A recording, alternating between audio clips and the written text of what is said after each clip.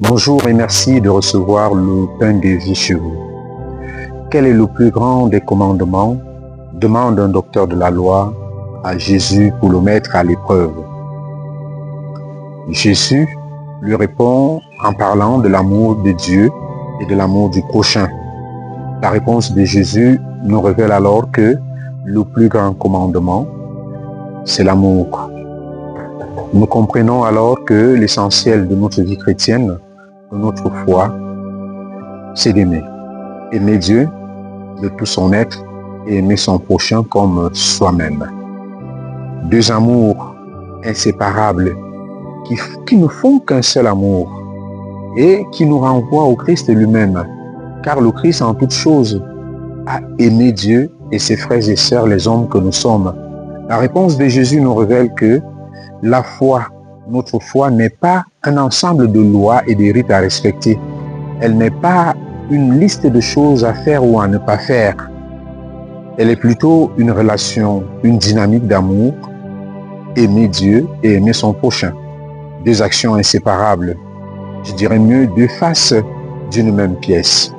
L'amour de Dieu nous tourne alors vers l'homme que Dieu aime et veut sauver. L'amour est donc le plus grand et le premier des commandements que nous donne Dieu. Et c'est l'amour qui nous rend parfaits, car il nous faut tout faire pour ressembler à Dieu notre Père. Plus nous aimons, plus on devient parfait. Celui qui aime est né de Dieu et connaît Dieu, car Dieu est amour, comme le dit la lettre de Saint Jean. On croit en Dieu en l'aimant, on le trouve en le servant, dans le plus démuni, en aimant ceux et celles qui l'aiment, ceux et celles pour qui Jésus est mort. Il y a là pour nous une parole de l'évangile qui nous le dit très bien. C'est l'évangile de Matthieu. Tout ce que vous avez fait à l'un de ces petits, dit Jésus, qui sont mes frères, c'est à moi-même que vous l'avez fait. Matthieu 25, verset 40. Et Mère Teresa écrivait, Jésus s'est fait pain de vie pour satisfaire notre faim de Dieu, puis il s'est converti en affamé pour que nous puissions satisfaire sa faim. Tout se joue alors, frères et sœurs, dans l'amour pour Dieu et l'amour pour les hommes. Aimer, c'est voir la divinité dans celui ou celle que tu aimes. Et si tu aimes quelqu'un, tu réponds tout de suite à l'amour divin.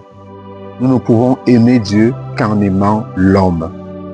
Que le Seigneur nous accorde cette grâce de vivre pleinement cet amour, l'amour de Dieu et l'amour du prochain.